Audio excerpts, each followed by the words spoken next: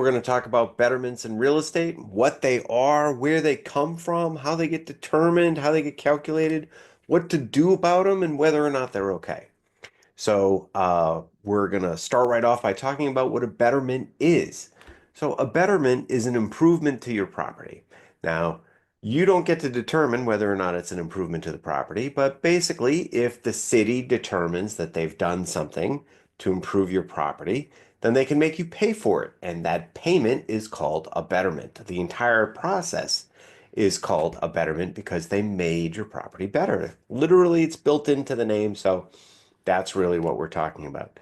So, what kinds of things are betterments? Well, most commonly, they are for sewer or water upgrades to the street. They can be for gas lines to the street.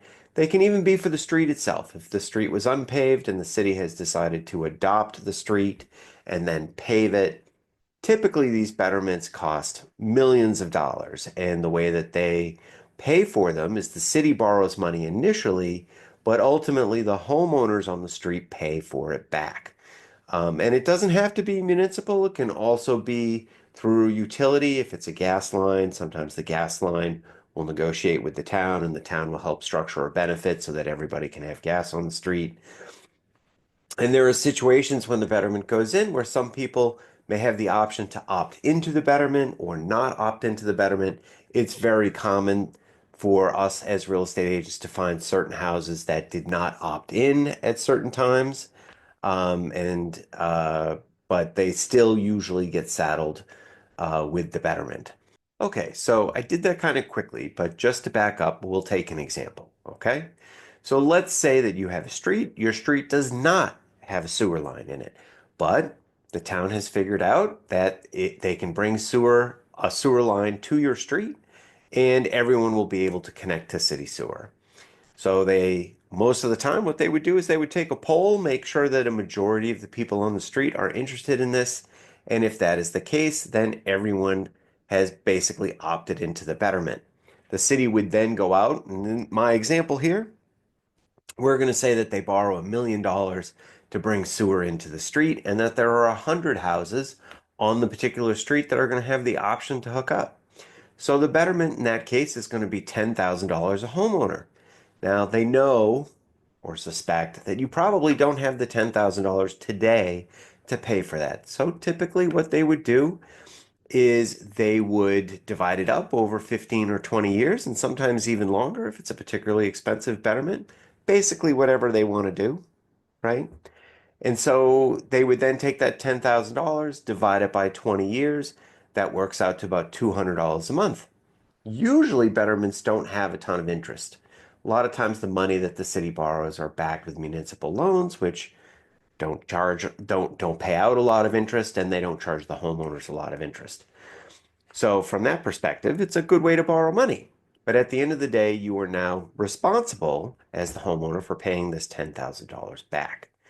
If you have a betterment that's been in place and you want to find out more about it, the best place to go is the city or town that you live in. If you go to the town hall and say, there's a betterment and I want to look into it and find out a little bit more about it, they should be able to direct you to whoever put the betterment in place, what you owe, how it's structured, these types of things. So sometimes people are saying, well, I've had this betterment for a long time. I'd like to pay it off so that I don't have to pay this extra monthly fee. If that's the case, you can almost certainly do that. Most towns will accept lump sum payments of betterments and then it disappears from your tax bill or however else they are billing you. So you can pay off betterments. A lot of betterments are paid off when the property is sold. It's not uncommon when the property is sold for that betterment to be paid in full as part of the closing process. Some betterments, though, are assumable, by which we mean the new person who moves in can assume the betterment and that person will end up taking over the payments. Just as if you had an assumable loan, the person that buys your house assumes the old loan and they take over the payments. We just change the names and basically the debt moves over because it's all tied to the house.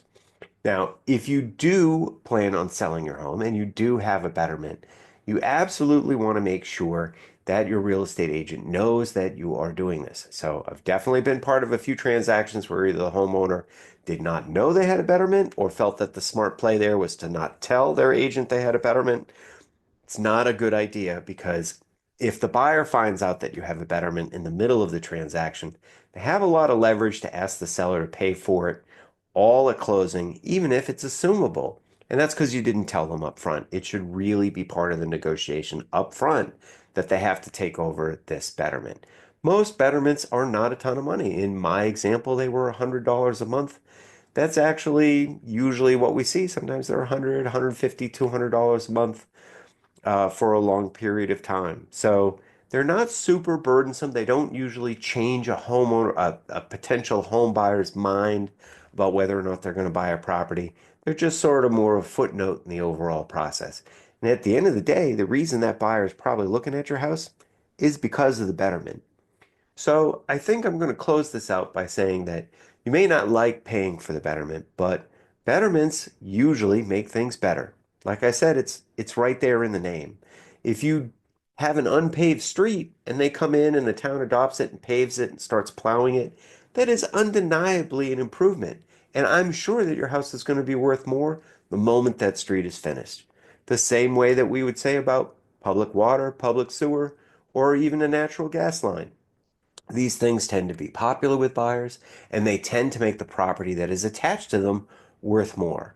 So, although none of us want to pay for betterments, betterments are actually a fairly effective way for towns to finance major capital improvements and make sure that the people who benefit are the ones who end up paying for it. And so that's what a betterment is today. Again, if you have questions about your betterment, more specifically, you can go to your town or your city town hall and they should be able to direct you about the information for your betterment. If you have questions about betterments in general, I'll take them in the comments. Love to hear your thoughts and I hope you have a great day.